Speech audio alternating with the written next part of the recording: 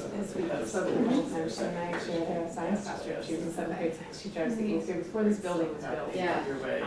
We shared a classroom in the other building for 1 year. And, it really was just about us talking about trying to start something. And Do you partner with universities? We got a grant from the school. No, we don't. Not our school. And then We're K through this was 8 back school. Okay. when there weren't quite So as many programs. most of our school There's just partners such a are actually at the elementary multitude school. of ways. We do partner with Dominicans. So, Oh, I'm sorry, he does, yeah. Yeah. Some of his teacher interns are Dominican from University. Okay. started Yeah, small. We just had that's dinner right, with sorry about that. last night with Should we get started? 5 of them. I guess so.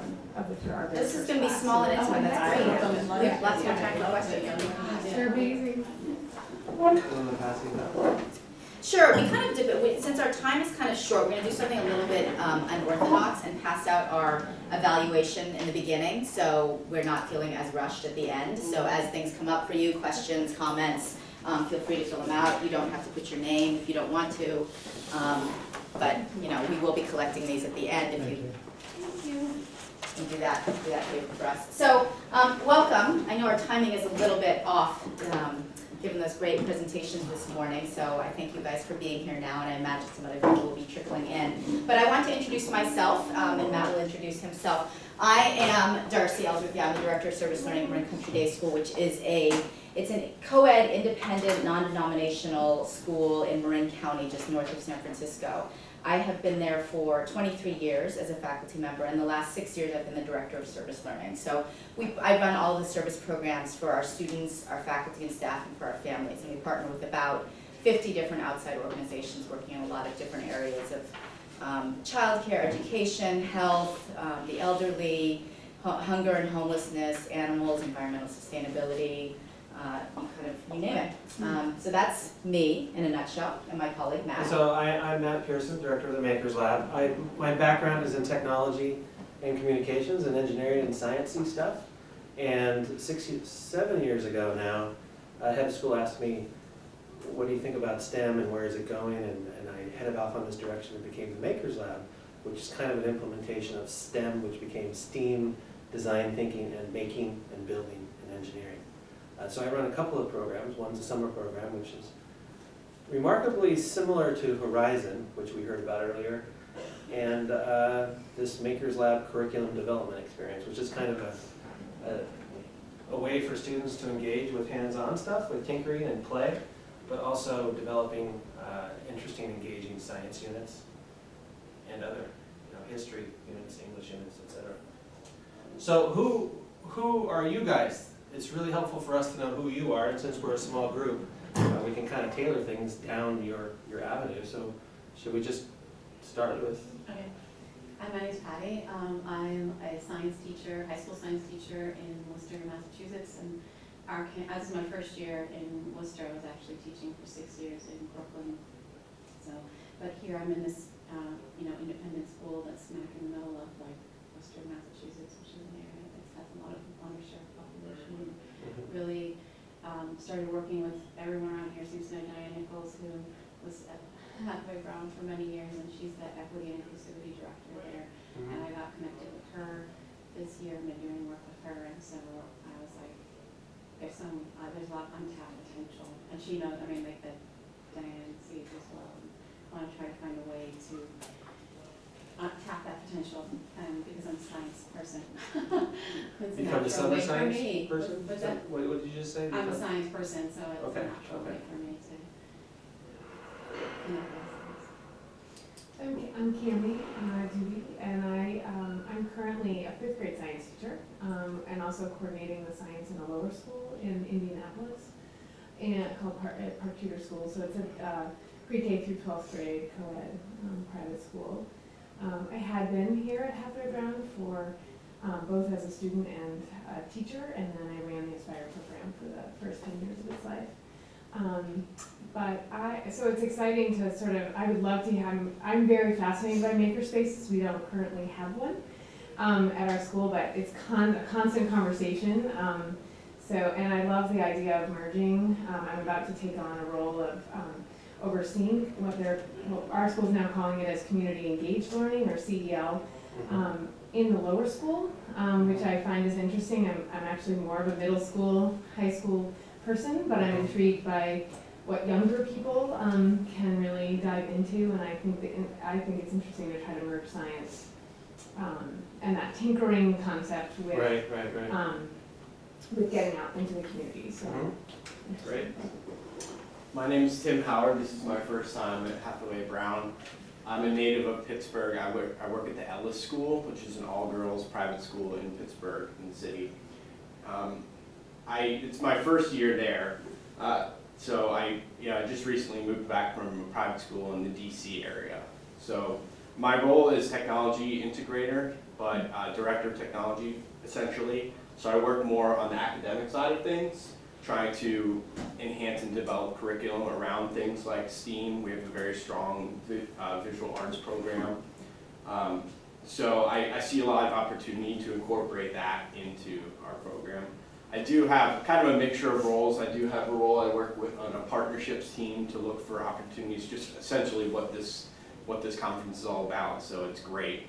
And I also teach computer science courses in the middle school and upper school. At least now we're looking to develop that program. I really see that as a huge opportunity to collaborate with the arts and just differentiate us as a school. We're looking for things that kind of what make us stand out from the rest. Sure, we're all girls school, but what is really unique? So we've been talking about that as I'm on the administration too. So we just had we're celebrating our centennial year next year, so there's kind of a lot of figuring out what direction we're going, and we're going to be renovating our library very soon. So it's an interesting time to come into school, and these kinds of things are what I'll be working with. So The pressure of the centennial celebration.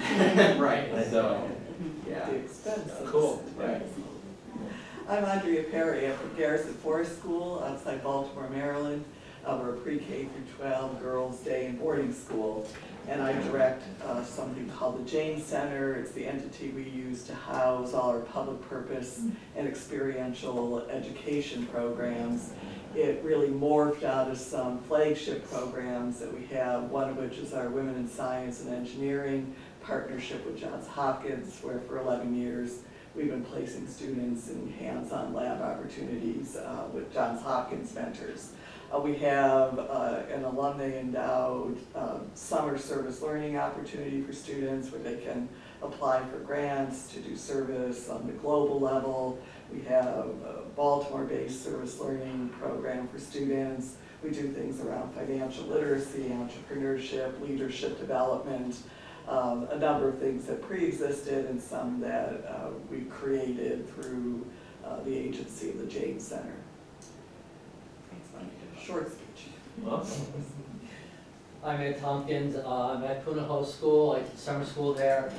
Actually am a graphic artist and designer. Had my own company for 15 years. And when the payments weren't coming in from the bigger hotels, I had to figure out what I wanted to do. So my daughter was in Chaminade Middle School in California, and I told them, hey, I can't pay, but here's my, here's what they owe me. And instead of, they said, yeah, no problem with the tuition. But what they did is they said, can you teach the next day? Because there was an art teacher who was out, and I said yes, and never stopped. So I've been teaching for 30 years, and of course the kids picked up on being Ed, so I became Mr. Ed for 30 years. And everybody, including faculty and everybody, still calls me Mr. Ed. And so it sort of morphed from that, and then I became, because of technology, I became a media arts instructor, digital photography, digital video, digital anything, desktop publishing, the works, and that moved into yearbook stuff. So I have a very close connection to the kids that I've known for many, many years.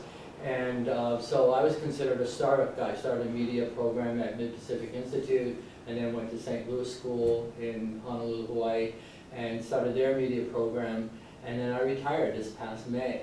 And so I'm sort of just bouncing around, but I've been teaching at Punahou for 10 years, summer only, and what I teach is underwater robotics. A little departure from what I was doing. That's great. So initially I saw the need, everybody was talking about, STEM. STEM was everything. Yeah. And I'm always thinking, as an artist, that something's missing, and it was that A. It's the arts. Right, right. It's Well, I having the wanna- concept. We're not gonna actually do this activity, but oftentimes when I present, it just wants it for you to kind of have this in your mind. When we do introductions, is I often will have people introduce themselves to each other and speak about a time that they or their family or their community benefited from serving another community, another family, somebody else, and talk about that, and the conversations are usually pretty rich and lively. And then to turn the tables and have everybody introduce themselves to somebody else and talk about a time that they individually or their community or their family benefited from somebody serving them. And usually the room gets a little quieter for lots of reasons, and we deconstruct that, because we're always looking together at both sides, all different perspectives of this kind of service and public purpose question. So keep that in mind as, as you go throughout the day in this conference and throughout the school year too. What does it feel like to be on the other side, whatever side you're used to being on? What does it feel like to be on that other side? So I'll hand it off. So lots of interesting stories from each of you, and in the spirit of what we're going to do today, we have a little bit of a story, we have lots of questions, and we want to get to you as much of what we do in the classroom as options to go deeper if we see it, or just skim right over it and keep going. In the spirit of a story, how does a maker person, a STEAM person, a STEM person, and I would argue that we're all of those things, whether you realize it or not, connect with a service person who also is a Spanish teacher to make this kind of connection? How does that happen? So before I go to the next slide, she didn't know I was going to do this. I tend to do this a lot, improv. But the story of us connecting is a story of me trying to build and develop a program. The Makers Lab STEM and STEAM was just flatlined, nobody really interested other than the head of school and some high-level conversations. Teachers already overworked, seemingly, lots on their plate. How do you bring in something else and not have it be a whole bunch of burden and not just more work? Well, you start looking for ways to tweak things and you start becoming an asset rather than a liability. And I saw Darcy with this opportunity of service. And design thinking, which you're going to hear about briefly in a moment, is about engaging in the thought process of solving an issue and a problem. Well, agencies, 18 different agencies that these students go out to every year, I read about it, I read about what happened with these students, and they visited these agencies. How can Eighth grade in particular. Eighth grade. So This is eighth school-wide, grade. we partner with about 50, but Right. eighth grade in particular. So these 8th graders are going to 18 different agencies, and what are they doing? They're doing community service, valuable stuff. How do we put that on its edge and make it more? So this is the story that you're going to hear unfold. How do we put visits that are already happening on its edge and make something more out of it without making it more work for Darcy or the organization, the school, etc. Before we go any further, there's a need for a common language. One of the things that I figured out is there's all this jargon, all this stuff, and you get overwhelmed by what is STEAM, what does the E mean, what is design thinking. So I don't have a pamphlet. We're going very, very virtual in the spirit of the conference. And this PDF is basically definitions. You'll find all of this stuff on makerslab.com. So everything that we're doing, the presentation, all of the handouts, the PDF, everything, all you have to remember is makerslab.com. There's another great website, Darcy's service website, that you'll have that as well. This presentation is also posted on the PSPP website. And you click on this little guy down there. So, I work with a lot of grandparents' days. You guys probably are familiar with this. People coming and visiting their young students, and they show up, and often I hear this question. And this question annoys the heck out of me. What do you want to be when you grow up? And it annoys me because it implies something. What do you think it implies? I'm going to throw it right back at you right That's now. one thing. What do you want to be when you grow up? What does that imply? What does it already say? You're not something now. That you're not something now, and That you're gonna grow. that you're going to grow up. I mean, really though. But my big question is why? Why do you have to wait? And the truth is you don't, but students don't know this. As you get older, you realize that, oh yeah, I'm in high school, I'm in college even, sometimes they don't realize it until college, that you can actually be part of something. You can vote at 18, you can be part of politics, you can be part of service, you can be part of whatever. But why do you have to wait to have impact? Why do you have to wait to help make the world a better place? And I would argue that design thinking, service, education, pretty much all of it, I would hope, ends with this.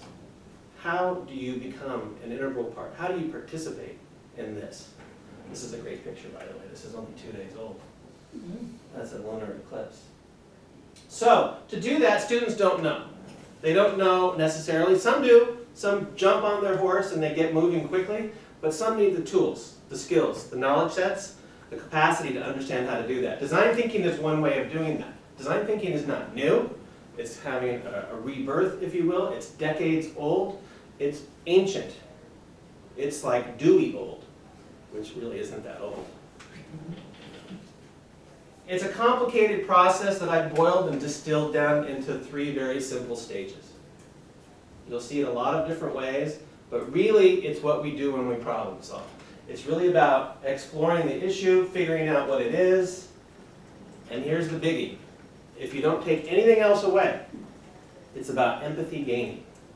If you can teach a kid how to gain empathy for another person, they'll be able to gain insight into that person's challenges, issues, all the baggage that that person has, and understand how to help that person.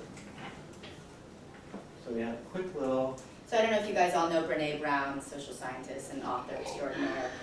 She gave this TED Talk and someone animated it, and we use this with our students to talk about the difference between empathy and sympathy. So what is empathy, and why is it very different than sympathy? Empathy fuels connection. Sympathy drives disconnection. Empathy, it's very interesting. Teresa Wiseman is a nursing scholar who studied professions, very diverse professions where empathy is relevant, and came up with 4 qualities of empathy. Perspective taking, the ability to take the perspective of another person or recognize their perspective as their truth. Staying out of judgment, not easy when you enjoy it as much as most of us do.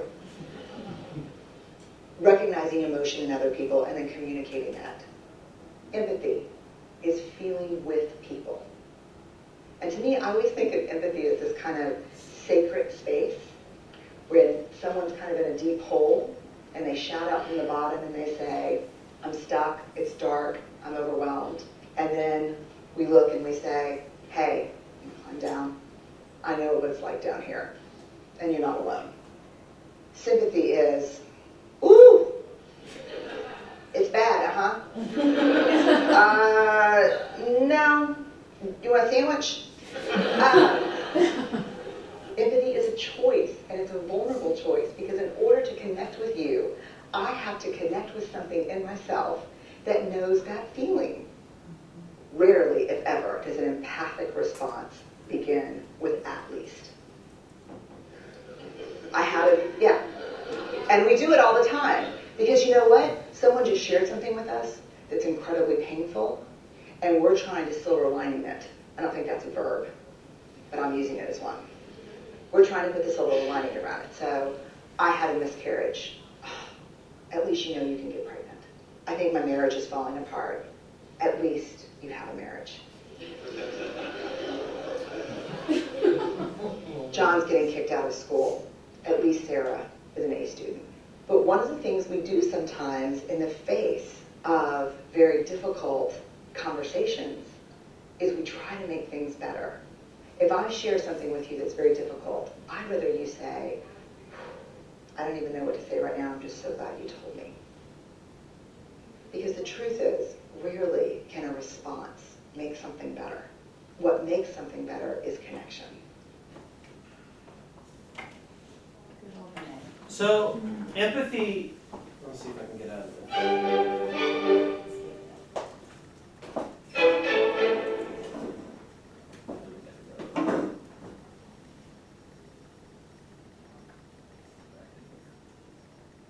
So empathy gaining is one skill of many. Design thinking has lots of elements. The next stage would be ideation, coming up with ideas with brainstorming, and there's lots of ways to brainstorm. There's a whole, yes, and maybe some of you are familiar with this, but taking risks, not judging yourself or judging others. and then actually going and experimenting with your ideas, with your prototypes, and then getting feedback and looping. You don't have to do all of this to have design thinking. Just like you don't have to do all of math or all of science or all of anything. Or in that order, Or in necessarily. that order. But you do need to recognize the skills, and I will tell you, empathy gaining is the most important, hardest skill for a young student to learn and get good at. And it's probably the most valuable skill they'll carry through their entire academic and career in life. So design thinking is kind of the toolbox to get there. But what we're talking about is the A in STEM. And design thinking is the A in one respect. A is the arts, science, technology, engineering, and math, and squeeze an A in there for the arts. Of the arts, there's design, and designers and artists, and there's a whole debate about that. But there's designing the solution. There's the engineering of it, but there's the actual design aesthetic part. The design thinking is what we're after in this particular partnership. Design thinking starts with a problem statement. And it can be the hardest thing to come up with. And if the students don't own the problem statement, and you can call it something else, it doesn't have to be a problem, it can be a challenge statement, it can be an opportunity statement. But if the students don't own this, they don't come up with it, or at least think they came up with it. As younger students, sometimes you have to kind of mad lib it out. They won't own it, they won't have impact. They won't really engage. How might our design team improve or contribute to our agency mission so that they can have a greater success in the world? That's how we put it on the edge. That's how we took STEAM and added it to service. They're actually not just going and performing community service. They're going out and performing community service. And one of the things I use with the students is, have you ever heard the phrase, don't just stand there and do something? I flip that. Don't just do something, stand there. Observe at your agency. Take it in. Don't zoom through everything and not really see what's happening. Do your community service. Do your stacking of cans, your sorting, your helping the youth, whatever it is, and see what else is going on. What is their system? How are they addressing it? Why is it working for them? How might you tweak it? How might you change it? How might you add something to that? Maybe you can't. There's lots of reasons why these agencies have been working for decades using the same systems.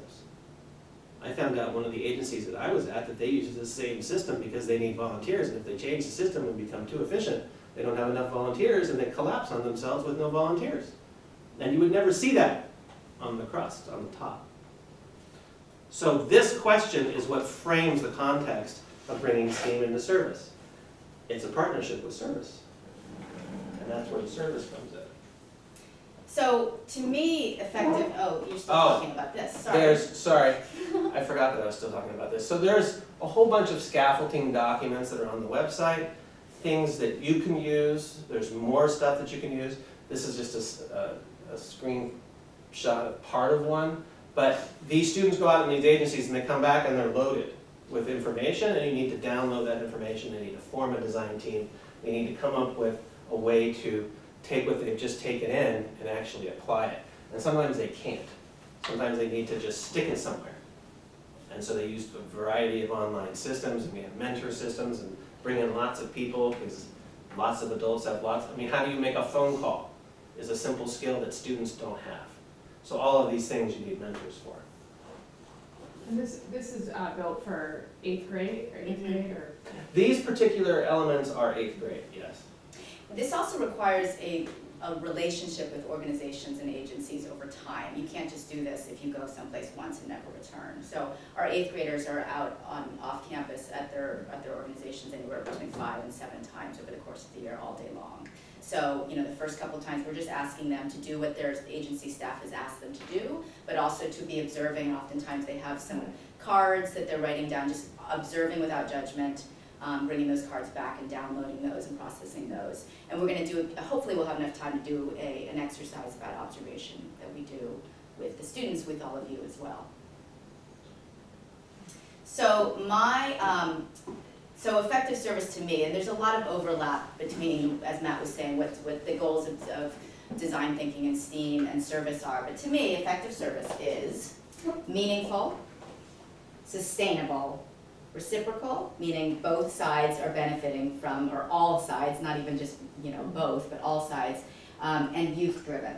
So effective service is, and thinking about it as change and charity, that we really try to affect meaningful, sustainable, reciprocal change as opposed to coming from a charity model, right? And I think that that's something that we all have to think about coming from independent schools where there's the danger of having our students think that they know what's best, right? That their school is the pinnacle of education, and they know that, you know, they go into these places and that from their expressions or from their body language or even from their actual explicit language, they want to go into these places and change things. But that can come across as being condescending, and so looking at this change versus charity model, it's really important to know yourself, know the community, and understand service. So one of the things that we do is, for example, when the students are choosing their organizations, we don't just have them look at a list of organizations that we partner with and rank them based on the name or, you know, something that they think they know about Save a Bunny or about the Glide Foundation. And we have them do affinity surveys. So asking questions around things